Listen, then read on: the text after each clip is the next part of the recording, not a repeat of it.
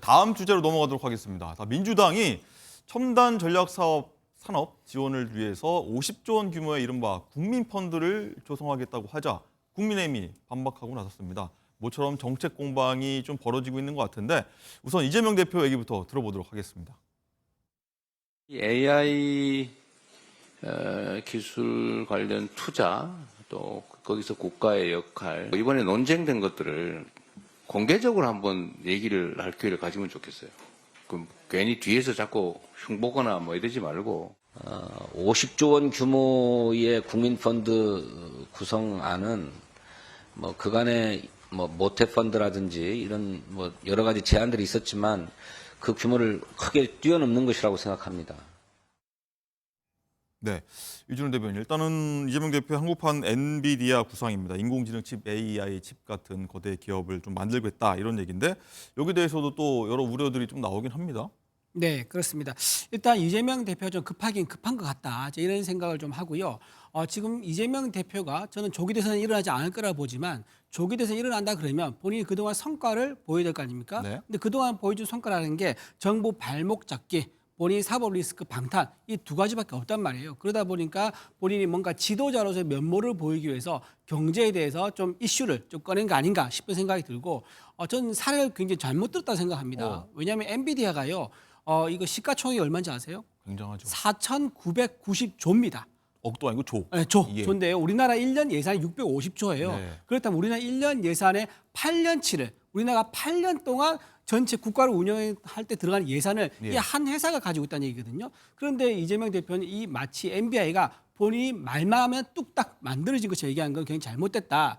민주당에서 신의 사제라고 부르더니 정말 본인이 신이라고 되는 것처럼 착각한 게 아닌가 싶은 굉장히 우려가 되는 부분이 있고요. 또 하나 뭐냐면 이게 국부펀드 얘기했는데요. 원래 국부펀드는요. 천연 자원이 많은 나라에서 쓰는 겁니다. 석유라든가 천연가스라든가 이런 게 많이 돈을 천연 자원으로 많은 현금을 굴릴 수 있는 나라에서 네. 국부펀드를 운영하기는 합니다. 뭐 사우디 이런 데서도 사우디에서 하는 하고 거죠. 있고요. 대표적인 거죠. 예. 뭐 암코라든가 뭐 이런 것들. 그렇기 때문에 우리나라는 사실 천연 자원 국가가 아니지 않습니까? 우리는 인력과 기술력밖에 없는 그런 나라인데 국부펀드 언급한 것은 굉장히 부적절하고요. 또 하나 이 국부펀드 운영에서 제일 큰 규모로 운영한 나라 중 하나가 바로 중국입니다. 이재명 대표가 늘 하는 얘기가 있지 않습니까? 중국한테 쉐쉐하면 된다라고 얘기하는데 네. 이게 중국의 사회주의 시장 경제에 좀 굉장히 편승하는 그게 굉장히 우리나라에서 수입해서 이런 모델로 가자는 것을 암시하는 듯한 이런 중국의 사회주의 경제 정책 이런 걸 보여주면서 굉장히 좀 우려가 된다. 말씀드리고 마지막 하나 네. 경영권 침해 문제가 있습니다. 근데 어느 기업이든지 간에요. 기업이 혁신하고 인류 기업이 가기 위해서는요. 경영권에 대한 독립이 있어야 됩니다. 만약에 예를 들면요. 삼성의 이건희 회장 있지 않습니까? 이건희 회장의 반도체 투자에 대한 반도체 올인 투자하자. 그게 만약에 노사 협의로 이루어졌다면 그게 가능했겠습니까?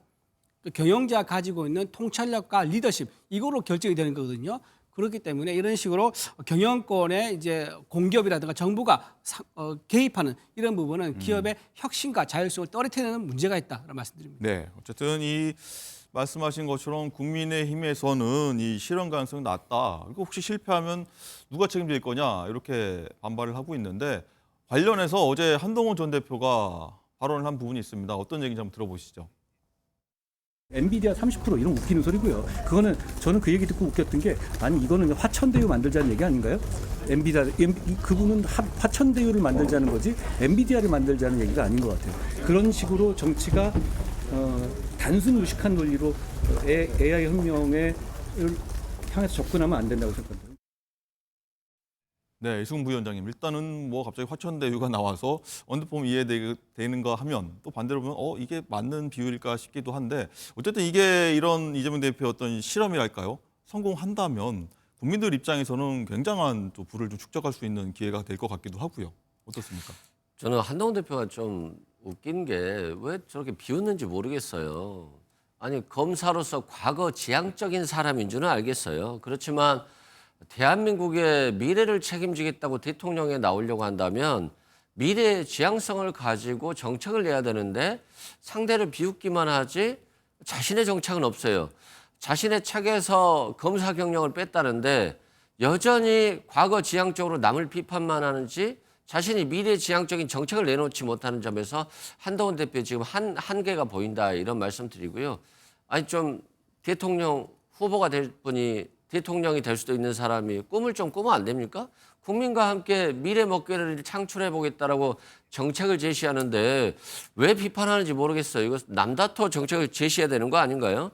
국부 펀드가 사우디아라비아만 할 수 있나요? 뭐 그런 공식이 있습니까? 국민과 국가가 펀드를 조성해서 중소기업체, 특히 AI나 로봇, 바이오 등 첨단 전략 산업에 대해서 투자하고 그 회사를 키워서 주식으로 주가가 올라서 돈을 벌고 또 배당을 통해서 수익을 창출하자. 이게 나쁜 건가요? 이게 왜 사회주의죠? 좀 이해가 안 되고 중국을 사회주의라고 비난할지는 모르겠어요. 근데 중국의 반도체가 지금 다 따라잡혔다라고 하고 있어요. AI는 이미 딥시크를 통해서 중국이 앞서 나가고 있다고 하고요. 드론도 마찬가지고요. 지금 우리나라가 첨단 산업에 있어서 중국보다 뒤처지고 있는데 중국은 싫어, 사회주의라서 싫어. 뭐 그래서 얻은 게 뭐죠? 윤석열 정부 이제 3년에 다가가고 있는데 한 게 뭐죠? 미래 먹거리에 대해서 윤석열 정부가 한 게 있습니까? 매번 개혁한다라고 했지 뭘 개혁했죠? 윤석열 정부에 대한 상상이 아무것도 안 되는 거예요. 그래서 좀 반성을 하고 조기 대선이 이루어진다는 것을 확신한다라고 한다면 이재명 대표 비판을 넘어서서 자신의 정책을 미래지향적인 어떤 희망적인 정책을 좀 내놨으면 좋겠다 이런 생각이 듭니다. 알겠습니다. 자, 민주당이 이렇게 국부펀드 조성안을 꺼냈다면 여당에서는요, 이 배우자 상속세 폐지안을 꺼내들었습니다. 아마 이 부분에 대해서 많은 분들이 좀 관심 있게 보실 것 같은데 오늘 여기에 대해서 여야 사령탑들이 얘기를 한 부분이 있습니다. 어떻게 합의를 봤을까요? 한번 들어보시죠. 아시다시피 부부 사이에 이혼을 하게 되면은 재산 분할을 하고 그 재산 분할에 대해서는 세금을 내지 않습니다.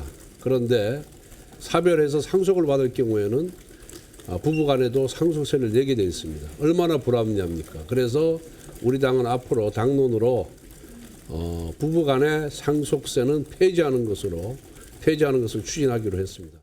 상속세 일괄공제, 기초공제, 기본공제를 올리는 것하고 동의하는 것 같으니까 배우자 상속세 면제, 폐지 요거를 우리도 동의할 테니까 이번에 처리하면 좋겠습니다.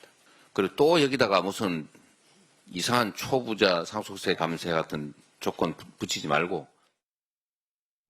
네, 저희 뉴스 들어오기 전에 바로 직전에 나온 얘기인데 어쨌든 여야 얘기만 들어보면 배우자 상속세가 이제 면제될 것 같다는 얘기여서 아마 많은 분들이 해당되는 거라서 아마 좀 유심히 한번 보셔야 될 것 같은데 이준우 대변인 일단은 뭐 이재명 대표 마지막에 한 부분이 딱 핵심인 것 같아요. 네. 이제 국민의힘에서는 조건 없이 이제 딸을 같이 하겠다 이렇게 네. 간다고 봐야 될까요? 네. 오랜만에 여야가 같은 몫을 내는 것 같아서 되게 네. 반가운 모습입니다. 그리고 배우자 상속세 권성동 원내대표가 잘 말씀하신 것 같아요. 네. 사별했을 때는 세금이 없는데 그걸 물려주게 되면 그게 상속세 붙는 거 이건 불합리하죠. 네. 그리고 전 세계 OECD 국가 중에서요 상속세가 아예 없는 나라도 상당히 많습니다. 운영하다가 없앤 나라. 그러니까 대표적으로 호주나 스웨덴은요 상속세를 운영하다 원래 없앴습니다. 그리고 우리나라가 상속세가 50%고요. 만약에 회사를 가지고 있다. 거기에 최대 지주다 이러면은 60%까지 갑니다. 굉장히 그러면 높은 수준이긴 합니다. 그 굉장히 높은 거죠. 근데 그렇다 그러면 그게 과연 정상적인 세금이냐 아니면 징벌적 세금이냐 이런 문제가 생기는 거죠. 죄가 지은 게 없고 국민을 위해서 가족을 위해서 한평생 열심히 일했는데 거기에 대해서 마치 죄를 묻듯이 징벌적으로 세금을 매기는 것은 과하다. 따라서 전 세계 글로벌 트렌드에 맞게 세금을 낮추는 게 맞다라는 생각이 드는데 네. 저는 이재명 대표 딱 한마디 묻고 싶은 게 어떤 겁니까? 이런 식으로 세금에 대해서 전향적으로 판단하는 건 좋은데 그럼 이렇게 하는 거는 왜 전 국민 25만 원 지급하자고 했지 않습니까? 네. 거기에 대해서는 부자도 25만 원 줘야 된다. 그 말을 왜 하는지 저는 이해가 되지 않습니다. 본인이 철학이 없이 경제에 대한 공부 없이 갑자기 이렇게 경제적 이슈를 말하다 보니까는 본인이 미처 준비되지 않은 모순되는 말을 한 입으로 하고 계신 게 아닌가 그런 생각 드립니다. 네, 이성부 위원장님 일단은 뭐 여야 사령 때부터 합의를 본 것 같은데 국민의힘 쪽에서는 이제 조건 없이 따를 것 같습니까? 어떻습니까? 모르죠. 또 마지막에 또 태클 걸지 모르죠. 예를 들어서 초부자 감세를 안 하기 때문에 못 하겠다라고 충분히 태클 걸 수 있어서 좀 지켜봐야 되고요. 권선동 원내대표 말이나 이재명 대표 말이나 다 맞아요. 왜 맞냐면 정말로 이혼을 하면 재산 분할할 때 상속세가 없어요. 그런데 이혼 안 하고 가족이 잘 살면 상속세를 낸다? 말이 안 되는 거 맞아요. 그렇군요. 그래서 배우자 같은 경우는 최소한 결혼하면서 실은 같이 번 거잖아요. 그렇기 때문에 배우자에게는 상속세를 폐지하는 게 맞고 모처럼 여야가 합의했기 때문에 이것과 좀 태클 걸지 말자라고 말씀드리고 좀 이준유 대변인 좀 이해를 못하는 것 같은데요. 어떤 부분입니까? 경제 정책은 여러 가지가 있어요. 네. 아니 전 국민에게 25만 원씩 지원금 주면 안 되나요? 우리 뭐 고소득자들은 세금 안 내나요? 마찬가지입니다. 고소득자가 25만 원을 받았을 때 그 돈을 다 써야 되기 때문에 더 많은 돈을 쓸 수도 있거든요. 여러 가지 경제 정책에 이게 유리할 수도 있어요. 그리고 또 이재명 대표가 과거에 여당이 안 받겠다라고 한다면 저소득 측면이라도 주는 걸 수용하겠다라고 했어요.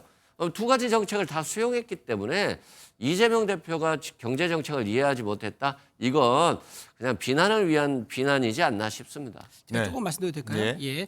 재정학에 보면 재정 승수라는 게 있습니다. 재정 승수가 뭐냐면 정부가 투자를 하거나 또는 조세의 변화를 줬을 때 얼마나 GDP가 올라가냐 이거거든요. 이 기준이 1이에요. 1을 넘어가야지 수익이 있는 겁니다. 그걸 잘하는 거죠. 근데 한국은행에서 이거를 분석을 했더니 전 국민에게 현금을 살포할 경우 재정 승수 수치가 얼마나 나오냐면요. 0.2가 나옵니다. 뭐 0.9나 0.8 이 정도 되면요. 뭔가 네. 국민에게 희망을 준다는 이유라도 줄 수도 있을 것 같아요. 그런데 0.2라는 아주 일과 아주 먼 거리이기 때문에요. 이거는 오히려 정부가 경제를 망치는 정책이 될 수 있다 말씀드립니다. 네. 딱 한 어쨌든 가지만 지적을 말씀하시죠. 할게요. 아니 문재인 정부 때 얼마나 많이 비판했습니까? 코로나 시기에 빚이 늘었다라고. 그래서 한 600조가 넘었는데 한 1000조 가까이 됐어요.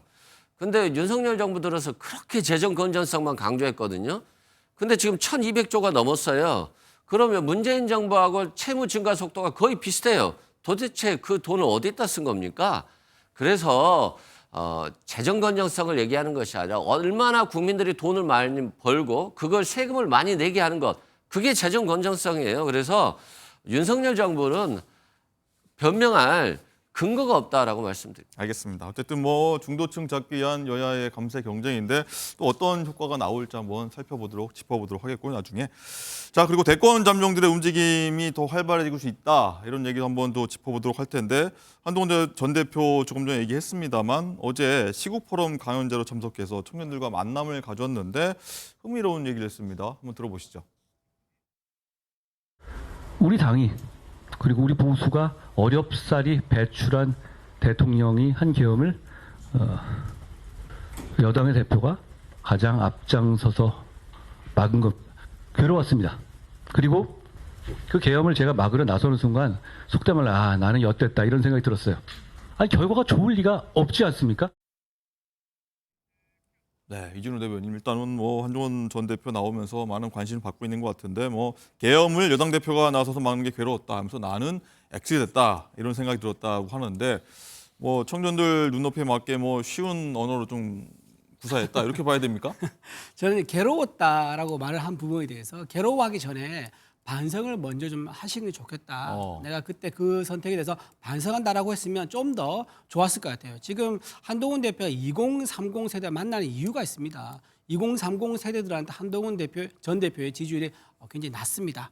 낮은 상태고요. 네. 그러다 보니까 젊은 사람 위주로 좀 만나는 것 같은데 네. 저는 한동훈 대표가 그때 속도전에 실패했다고 봅니다. 그러니까 판단의 속도전이죠. 계엄했을 경우에 그 후속 조치를 무엇을 어떻게 할 것이냐 대한 숙성이 필요한데 그때 당론의 의총에서 당론이 뭐였습니까? 탄핵에 대해서 좀 더 숙고할 시간이 필요하다는 게 당론이었어요. 그런데 한동훈 대표가 어떻게 했죠? 홍장원 차장 라인을 통해 가지고 본인에 대한 체포에 대한 얘기를 들었다고 하면서 굉장히 흥분합니다. 거기서부터 본인은 탄핵의 어떤 개인적인 사정과 개인적인 판단에 의해서 탄핵을 집권 여당의 탄핵 당론을 위배하고 거기에 대해서 이탈표를 만들어 가지고 탄핵을 가기시켰단 말이에요. 그럼 거기에 대해서는 본인이 속았다. 왜냐하면 홍장원 차장 메모가 지금 허위라든가 증언이 모순된다는 게 계속 밝혀지고 있지 않습니까? 그 부분에 대한 반성을 먼저 하셔서 집권 여당 대표로서 조금 신중하지 못했다. 이런 반성이 좀 더 필요하다. 그리고 윤석열 대통령에 대해서 대국민 담화를 내란 자백이라고 민주당에서 추진했던 내란 선동 프레임에 본인 스스로 걸려들은 거 이거에 대해서도 본인 입장을 밝히고 좀 사과해야 될 필요가 있지 않나 생각합니다. 알겠습니다. 이승부 위원장님 일단 화면 보고 계십니다만 뭐 대학생들 뭐 야구 잠바 같은 것도 과잠바라고 하죠. 입고 과잠바. 오고 또 한동훈 대표도 굉장히 편한 차림으로 임했는데 일단 지금 조금 전에 말씀한 그 계엄 부분에 대해서는 그 선택에 후회가 없다 이렇게 얘기를 했어요. 제가 한동훈 대표 편을 들어야 되겠네요. 아니 계엄을 저지하는데 반성을 해야 되나요? 아니 그럼 계엄을 박수 쳐요? 그리고 계속해서 계엄을 유지해요? 한동훈 대표가 말했듯이 지금 계엄을 막지 않으면 사람들은 계속 모일 것이고 그러면 군과 유혈 충돌이 일어나서 사망 사건이 발생할 것이고 그리고 대한민국의 민주주의는 후퇴할 것이다. 그래서 나는 막았다는 건데 그럼 당연한 얘기 아닌가요? 근데 이걸 비판한다라고 한다면 계엄의 나라가 되어야 되는 건가요? 계엄은 아프리카 정도 수준에서 하는 거 아닌가요? 그리고 윤석열 대통령의 저는 수준에 대해서 한번 말씀드리고 싶은데 한동훈 대표가 계엄 해제를 막으니까 체포 명단에 한동훈 추가요라고 했어요. 이 상식적으로 이해가 안 되는데 뭐 야당 대표, 여당 대표, 국회의장 또 이재명 대표에게 유리한 재판을 했던 대법관, 판사 다 체포하면 대한민국이 민주주의 국가인가요? 아니면 공산주의 국가인가요? 저는 윤석열 대통령이 개인의 집권을 위한 공산주의 국가를 만들려고 했다라고 생각이 돼요. 그래서 우리가 상식적으로 좀 돌아가자. 계엄을 막은 게 왜 잘못된 일인가? 왜 비판받아야 되는가? 이런 말씀 드립니다. 네, 한동훈 전 대표 마지막으로 하나 더 보려고 그러는데 어제 행사에서는 좀 이런 소동도 하나 있었습니다. 한번 보고 오시죠. 재작년에 하이스트를 했는데 아, 그러세요? 네.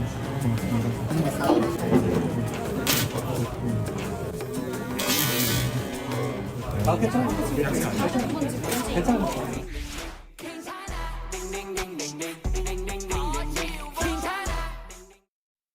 네, 이 학생이 한동훈 전 대표가 이 친중 좌파로 오해하고 실망과 항의 표시를 이렇게 사인 받았던 걸 찢었다는 건데 이 대화하고 나서 다시 오해 풀고 다시 사인 받고 돌아갔다고 하는데 조금 전에 들어온 내용 보면은 이 학생이 또 이 글을 올렸는데 사진을 올렸는데 이 사인을 다시 찢었다고 합니다.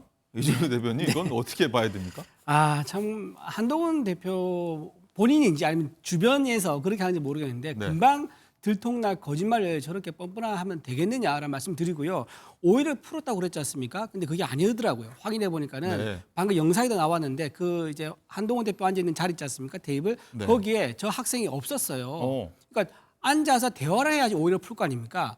그러니까 한동훈 대표가 전혀 말을 섞은 적이 없고요. 이게 조금 전에 다시 찢었다 저 학생이 그런 전혀, 사진입니다. 맞아요. 전혀 이제 말을 섞은 적도 없고 다른 테이블에서 우재준 의원이랑 같이 밥을 먹었답니다. 그러고 나서 우재준 의원이 다시 사인을 받으라고 요청을 해가지고 본인이 쭈삣쭈삣하면서 사인을 받았대요. 네. 그때 본인이 기분 나쁜 거죠. 나는 한동훈 대표랑 말도 섞은 적이 없는데 이렇게 한동훈 대표 측에서 오해가 다 풀렸다는 보도자료를 내니까 네. 본인이 화가 나가지고 찢어서 16조각으로 만들어서 다시 사진을 올린 거예요. 네. 이렇게 금방 들통날 거짓말을 왜 했는지 굉장히 좀 안타깝다. 한동훈 대표는 2030이 매우 필요하겠지만 2030들은요 가장 싫은 이제 유력 정치인으로 이재명 대표와 한동훈 대표 두 명을 1, 2위로 꼽고 있습니다. 그러다 보니까 한동훈 대표가 마음이 되게 급하다는 거 이해는 되지만 이럴수록 진정성을 갖고 다가가야 된다 말씀드립니다. 알겠습니다.